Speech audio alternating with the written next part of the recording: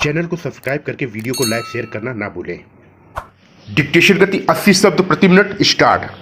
भारत का दूसरा महत्वपूर्ण पड़ोसी देश है एशिया का तेजी से उभरता हुआ शक्तिशाली देश चीन। भारत के उत्तर पूर्वी राज्यों की सीमाओं से स्पर्श करता हुआ चीन क्षेत्रफल की दृष्टि से भारत से बड़ा है। इन दोनों देशों को एक दूसरे के प्रतिद्वंदी के रूप में जाना जाता है।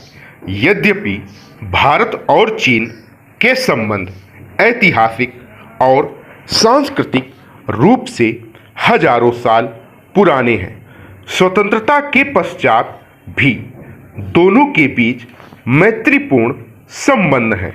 यहाँ तक कि भारत ने अंतर्राष्ट्रीय स्तर पर चीन का सहयोग करते हुए उसे संयुक्त राष्ट्र संघ में स्थायी सदस्यता दिलवाने में महत्वपूर्ण भूमिका निभाई और वर्ष 1955 में बांडुंग सम्मेलन में दोनों देशों ने एक दूसरे का पूर्ण सहयोग करते हुए हिंदी चीनी भाई का नारा लगाया। परंतु तिब्बत विवाद के कारण इस मैत्रीपूर्ण संबंध में दरार आ गई। दोनों देशों के मध्य वर्ष 1954 में पंचशील समझौता हुआ।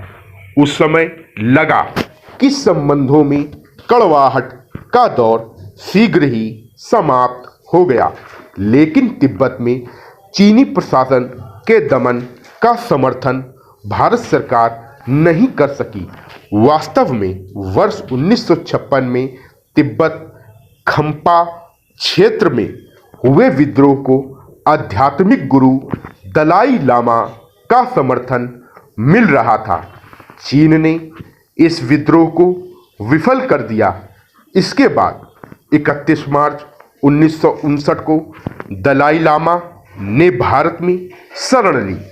भारत द्वारा दलाई लामा को शरण देना चीन को बहुत बुरा लगा और उसने भारत को अंतर्राष्ट्रीय स्तर पर अपमानित करने के उद्देश्य से 20 अक्टूबर 1962 को भारत के उत्तर पूर्वी सीमांत क्षेत्र में लद्दाख की सीमा पर आक्रमण करके जम्मू कश्मीर के कुछ क्षेत्रों पर कब्जा कर लिया।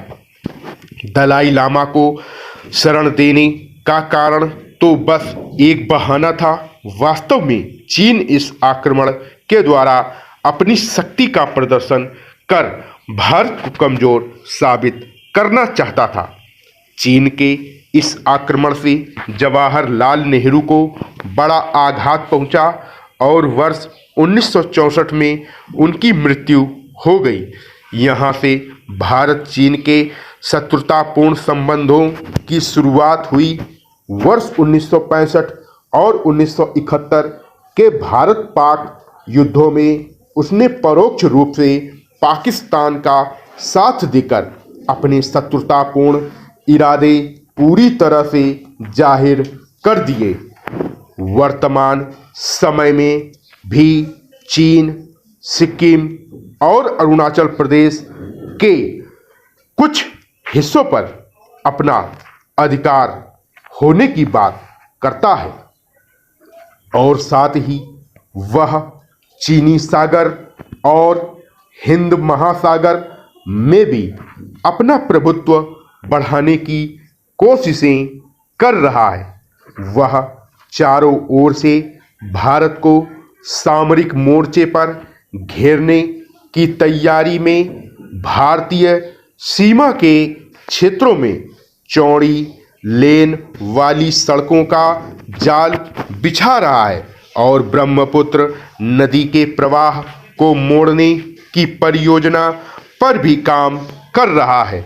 ये सभी गतिविधियां भारत के हित में नहीं हैं। उपसभा अध्यक्ष जी वर्ष 1954 में डॉक्टर भीमराव अंबेडकर ने कहा था, यदि भारत ने तिब्बत को मान्यता प्रदान की होती, जैसा कि उसने वर्ष 1949 में चीनी गणराज्य को प्रदान की थी, तो आज भारत चीन सीमा विवाद न होकर तिब्बत चीन सीमा विवाद होता। चीन को लहासा पर अधिकार देकर प्रधानमंत्री ने चीनी लोगों को अपनी सेनाएं भारत की सीमा पर लाने में पूरी सहायता की है। यद्यपि दोनों देशों के मध्य गतिरोधों को दूर करने के प्रयास वर्ष 1968 से ही शुरू हो गए थे। वर्ष 1988 में राजीव गांधी ने चीन की यात्रा करके मित्रता की पहल की।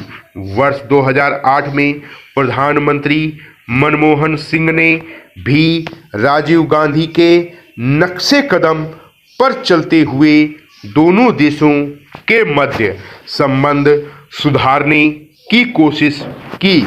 इस दौरान दोनों देशों की ओर से 21वीं शताब्दी का साझा लक्ष्य दस्तावेज जारी किया गया, जिसके फलस्वरूप दोनों के मध्य व्यापार, विज्ञान एवं तकनीकी आदि क्षेत्रों में अब तक अनेक समझौते हो चुके हैं और दोनों की आर्थिक भागीदारी में वृद्धि हुई है। वर्ष 2014 में श्री नरेंद्र मोदी के प्रधानमंत्री बनने के पश्चात चीनी राष्ट्रपति श्री शी जिनपिंग की यात्रा के दौरान दोनों देशों के मध्य सीमा विवाद को निपटाने पर चर्चा की गई थी। साथ ही 16 विभिन्न समझौतों पर हस्ताक्षर हुए थे। निस्संदेह चीनी राष्ट्रपति की इस यात्रा से आपसी भाईचारे की भावना का विकास हुआ है, किंतु दोनों देशों के संबंध अभी भी संदेह के वातावरण में ही आगे बढ़ रहे हैं। यदि पाकिस्तान और चीन को छोड़ दें तो भारत के संबंध अपने अन्य सभी पड़ोसी देशों के प्रति काफ़ी अच्छे हैं। बात अगर नेपाल की करें तो नेपाल के साथ भारत के संबंध बहुत ही अच्छे हैं। उत्तर में नेपाल की सीमा चीन से लगती है, अन्य सभी ओर से यह भारत से घिरा हुआ है। प्राचीन काल से ही नेपाल और भारत में सांस्कृतिक रूप से बहुत अधिक समानताएं रही हैं। संभवतः इस कारण दोनों देशों के मध्य कभी कोई विशेष विवाद नहीं रहा। आज भी दोनों देशों में एक विशेष संबंध कायम है, जिसके कारण दोनों देशों के नागरिक बिना किसी वीज़ा या पासपोर्ट के एक दूसरे के देश में प्रवेश कर सकते हैं। भारत नेपाल के मध्य वर्ष 1950 में शांति एवं मैत्री संधि भी हो चुकी है, जिसके अंतर्गत दोनों देश सुरक्षा की दृष्टि से पारस्परिक सहयोग करेंगे और किसी भी भ्रामक स्थिति में परस्पर संवाद स्थापित करके मित्रता के संबंध का निर्वाह करेंगे। नेपाल अपेक्षाकृत एक गरीब राष्ट्र है, इसलिए भारत एक अच्छा पड़ोसी होने के नाते आर्थिक रूप से भी उसकी सहायता करता रहता है। विराम।